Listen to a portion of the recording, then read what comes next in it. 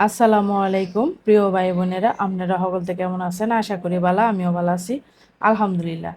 আজকে দেখেন আমি আপনাগুলো শেয়ার করব কাকরোল। এই কাকরোলগুলারে আমি বাজি করে শেয়ার করব।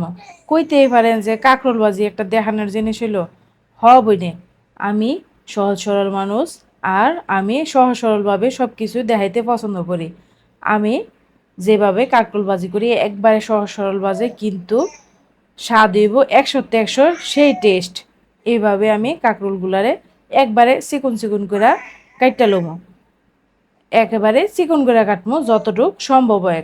কাঁকরোলের দানা তো অনেক শক্ত, এই কারণে কাটতে একটু অসুবিধা হয়, যদিও তাও কোনো সমস্যা নেই। হাতে জোর থাওয়ান লাগবো আর কি, জোরে ভালো করে একটু জাতা দিলে কাঁকরোলটা সুন্দর করে কাটতে আইব আর কি। এই যে আমি কাঁকরোলগুলারে চিকন চিকন করে ফইলা লইতাছি। তারপরে আমি এর লগে লয়ে লমু আলু। আলু হইছে হগলদের লগের সঙ্গী আর কি, যার লগেই মিলাইবেন তার লগেই মিলবো। তারপরে এডিরে বালা করে দিয়ে পরিষ্কার করে লয়ে বইয়া লইছি আমি কড়াইয়া লইয়া। কড়াইটারে গরম করে তেল ডাইলা দিলাম। বাজিতে তেল একটু বেশি লাগে, কিন্তু আমি কাঁকরোল বাজিতে একটু তেল কমই দিব। দিয়ে দিলাম বিসমিল্লা করে পেঁয়াজ।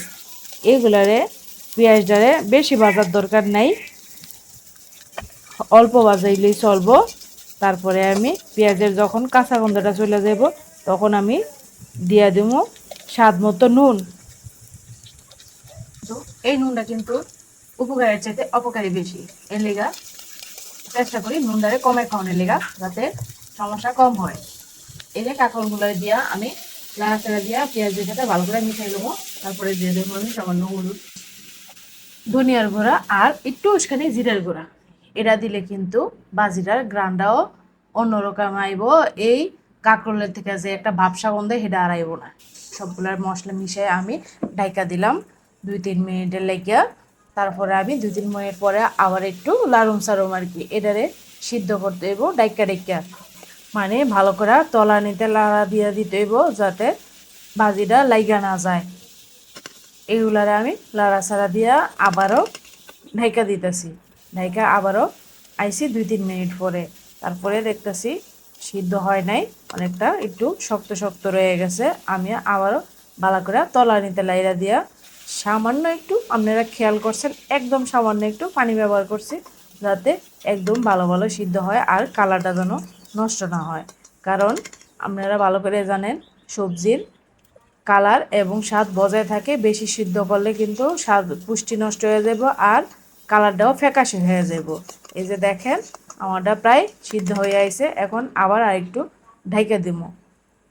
কিছুক্ষণ অপেক্ষা করার পরও আমি আবারও লাড়াচাড়া দিয়ে দেখলাম যে তলানিতে লাগা নেই আর সুন্দর মতো সিদ্ধ হয়েছে। শেষে আমি ধনিয়া পাতা কাঁচামরিচ দিয়া এটারে উঠাইলাম। ধনিয়া পাতা কাঁচামরিচ দেওয়ার পরে কিন্তু ভালো করে মিশাইয়া আর একটুও দেরি করন যেত না, আগুনে রাখুন যেত না, তাইলে পাতা আর কাঁচামরিচের কালারটা লাল হয়ে যাবো, দেখতে সুন্দর লাগবে না। এই যে দেখেন মাশাল্লাহ কি সুন্দর আমার ভাজির রং আইছে। আজকে লেখা এ পর্যন্তই। সকলতে ভালো থাকবেন, সুস্থ থাকবেন, আল্লাহ হাফেজ।